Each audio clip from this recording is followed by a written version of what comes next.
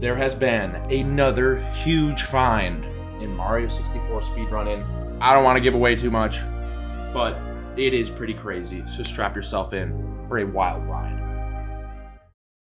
New strat seems too hard, bro. I don't think it's worth. Okay, never mind. We're not doing this. We're not even going to try it. Booty cake bandit. Booty. I am the booty cake bandit. Booty cake bandit. Yes, there is a new strat. I don't know how. I don't even know if I'm gonna clickbait this for YouTube. I probably will. Come on, let's be honest. I have no content, so I might as well just fucking suck the life out of everything I can. So, a man by the name of ChipGroove has posted something very exciting, very interesting, somehow never seen before. DDD, a new discovery that could be huge. It could be. I don't really know. I want to check it out. DDD, what up, Chip? Chip is in here. Let's go. All right. Ouija already got a new world record for Bowser's sub using this strat. Similar to what we've seen in JRB, using the punch to clip.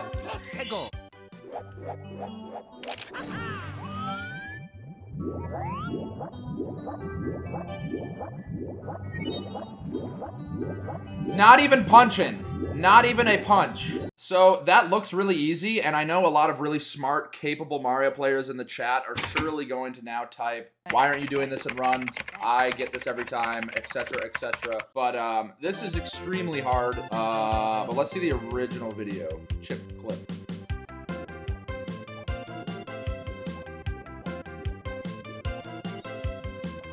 That's it. A punch and it sends you right into the tunnel. Now, obviously, that's gonna save time, but you don't only do this once. You have to go there for the ring star. You have to go there for the vanish cap star. So there's three times that you do this. But obviously the question is it consistent? Is it consistent? Apparently, some people saw the Framewalk video and started going around to other people's chats, Liam, and harassing them to do the trick, okay? So this doesn't mean that, you know, everybody has to do the trick now or that you have to ask everybody about it. It's pretty easy to just not bother other people, okay? This is very experimental. I honestly, just from seeing it and just from what I've seen and heard about this trick already, I don't think that this is going to be done in runs. I don't think it. But I haven't tried it. I haven't fucked with it. It just looks really hard, and I remember trying to do the JRB punch clip. That has a huge window. It has a huge amount of leeway, but we'll see. I guess this is the part where we just practice it now. There's a vid of someone doing it 11 times in a row. It's consistent. Okay, who is this someone? Oh, shit. Wait, let's watch. Consistent chip. I love that it's called chip clip. 11 times in a row, chip clip. Okay, let's see. Let me watch. Let's watch. Nick V. So it looks like you have to come at it from the left a little bit. Do we know anything? Like angle, positioning? Okay, that was a lot lower. It seems like I know this is a slower approach, but it looks like it's just angle. Like the positioning on all of these is a bit different. You want to be perpendicular to the wall and punch as close to it as possible. It just blows my mind that this hasn't been found. Angle and B press timing matter. Chip, how did you find this? How much time would this save? Probably like half a second. 16 star is going to be insane now. Well, I mean, this would definitely be pretty big for 16 star because it'll save, what, like half a second? It's so hilarious to me that DDD of all places is getting 6 seconds worth of new time saves in 2021. Oh, it is absolutely fucking hilarious. I am just fucking laughing my balls off thinking about it. Have I watched Squirt Game yet? No. I don't think that's what it's called. All right, well, I guess without further ado, I'll stop playing with your balls and let's just get into this, I suppose. So it looks like you have to go to the left a little bit. The perpendicular to the wall thing seems pretty legit. Time to fail at once and the 200 IQ chatters come out of the woodworks telling you it's not worth. Yeah, let's see.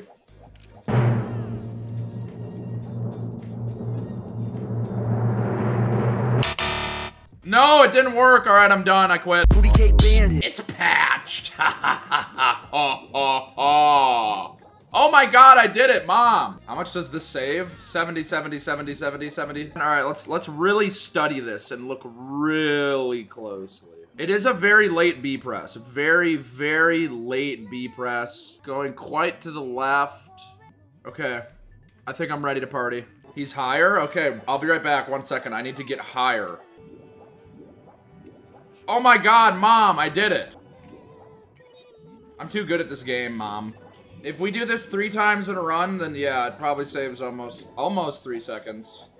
How the fuck did that guy get it 11 times, though? Mario's hitbox goes out of the wall briefly and above the ceiling in the tunnel. Game doesn't like Mario being above ceiling, so it pushes him under the ceiling where he belongs.